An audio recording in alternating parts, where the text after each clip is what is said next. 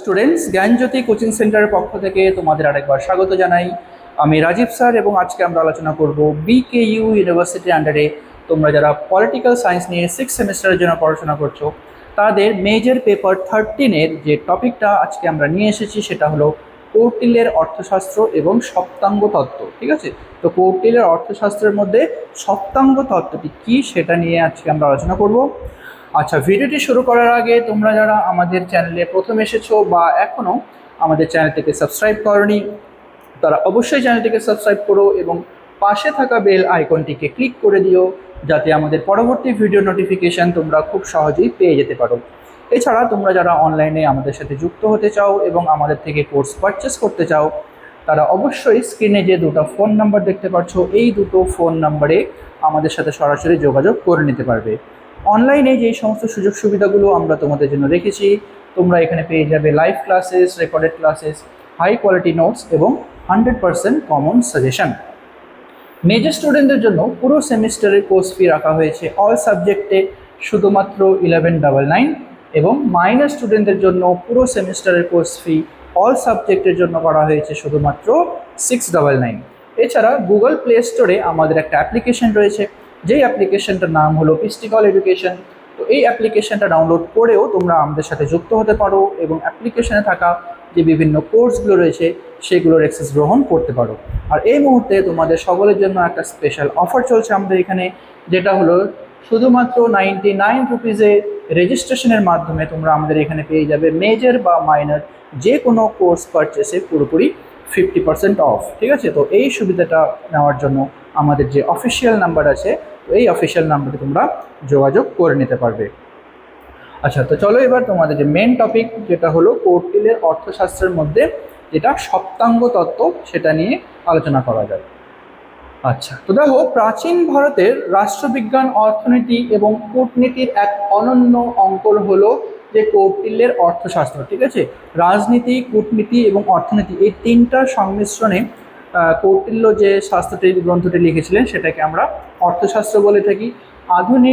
আনুমানিক খ্রিস্টপূর্ব 4th শতকে মৌর্য সাম্রাজ্যের প্রতিষ্ঠাতায় চন্দ্রগুপ্ত মৌর্যের প্রধান উপদেষ্টা, ঠিক আছে, চন্দ্রগুপ্ত মৌর্য যিনি ছিলেন তার প্রধান উপদেষ্টা যিনি ছিলেন এবং প্রধানমন্ত্রী আচার্য চাণক্য, ঠিক আছে, যার অরিজিনাল নাম হলো চাণক্য, তিনি কৌটিল্য বা বিষ্ণুগুপ্ত নামেও পরিচিত হন।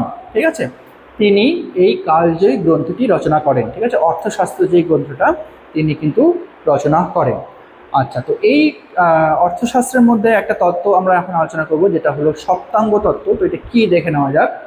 তো কৌটিল্য রাষ্ট্রকে একটি জীবন্ত শরীরের সাথে তুলনা করেছেন। ঠিক আছে, একটি জীবন্ত শরীরের সাথে অর্থশাস্ত্রকে তিনি তুলনা করেছেন এবং এর স্থায়িত্বের জন্য 7টি অপরিহার্য অঙ্গের কথা বলা হয়েছে। যে শরীরকে সঠিকভাবে বাঁচিয়ে রাখার জন্য 7টি অঙ্গের তিনি কথা বলেছেন যা সপ্তাঙ্গ তত্ত্ব নামে পরিচিত হয়। ঠিক আছে, তো এটাকেই আমরা বলবো সপ্তাঙ্গ তত্ত্ব। তো প্রথম যেটা আমরা এখানে আলোচনা করব সেটা হলো স্বামী বা দ্য কিং। ঠিক আছে, বা প্রধান যাকে বলা হয়ে থাকে।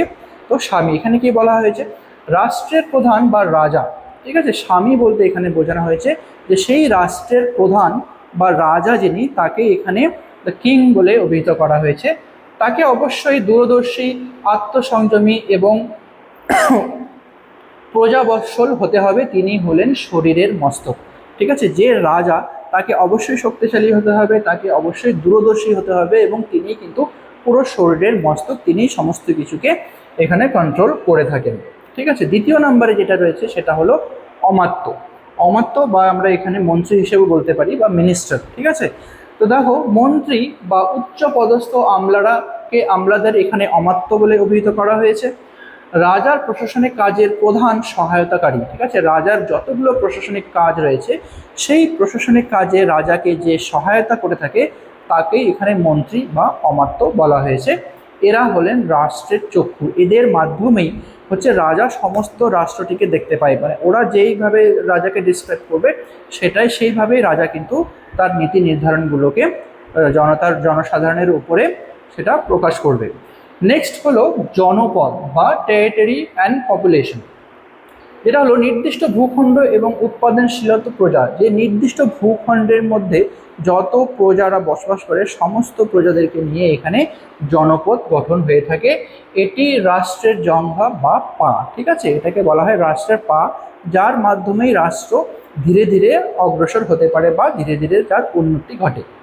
নেক্সট হলো দুর্গ বা ফর্টিফাইড ক্যাপিটাল। কি বলা হয়েছে এখানে?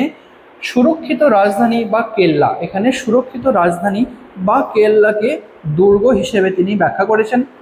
সুরক্ষার জন্য জল, মরুভূমি, জঙ্গল বা পাহাড় পরিবেষ্টিত দুর্গ প্রয়োজন। যে কোনো জায়গাকে যদি সঠিকভাবে সুরক্ষা দিতে হয় সমস্ত দিক থেকে, তাহলে সেই জায়গার মধ্যে জলের প্রয়োজন হয়ে থাকবে, ঠিক আছে। মরুভূমি, জঙ্গল বা পাহাড়, সে সমস্ত জিনিস নিয়ে যেই জায়গাটাকে সুরক্ষা প্রদান করবে সেটাকেই আমরা দুর্গ বলে থাকবো। এটি রাষ্ট্রের বাহু বা হাত, ঠিক আছে। তো রাষ্ট্রের বাহু বা হাত হিসেবে তিনি এখানে দুর্গকে ব্যাখ্যা করেছেন।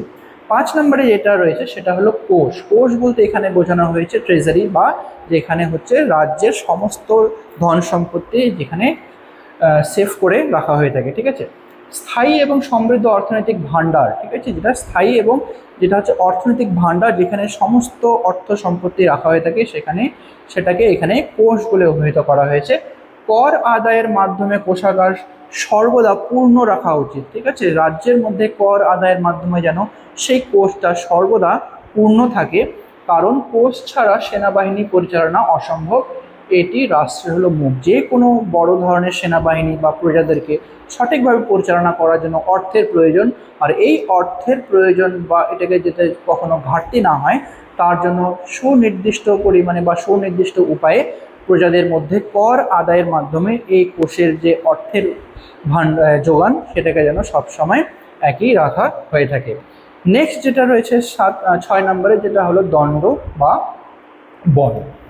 আচ্ছা, শক্তিশালী এবং অনুগত সেনাবাহিনীকে এখানে দণ্ড বা বল হিসেবে ব্যাখ্যা করা হয়েছে। আভ্যন্তরীণ শান্তি এবং বহিঃশত্রুর হাত থেকে রক্ষা করার জন্য, ঠিক আছে, আভ্যন্তরীণ শান্তিকেও সঠিকভাবে বজায় রাখার জন্য এবং যাতে বাইরের কোনো শত্রু ভিতরে যাতে আক্রমণ করতে না পারে তার জন্য এই চতুরঙ্গ সেনা, যেমন হস্ত, অশ্ব, রথ এবং পদাতিক, এই সেনাবাহিনীগুলোকে এখানে নেওয়া হয়ে থাকে। এটা হচ্ছে খুবই জরুরি এবং এটি হলো রাষ্ট্রের মন বা মস্তিষ্ক হিসেবে একে বর্ণনা করা হয়েছে। নেক্সট হলো মিত্র।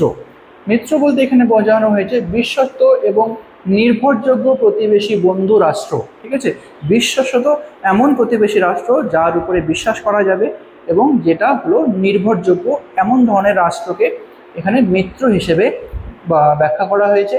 বিপদের সময় যারা সাহায্য করবে, মিত্র হলো রাষ্ট্রের কর্ণ বা কান। তো এই যে মিত্র যে এখানে বলা হয়েছে, এখানে এমন কোনো প্রতিবেশী রাষ্ট্রকে বলা হয়েছে যে হলো নির্ভরযোগ্য এবং বিশ্বস্ত এবং বিপদের সময় যার থেকে আমরা সাহায্যের আশা করে থাকবো, ঠিক আছে।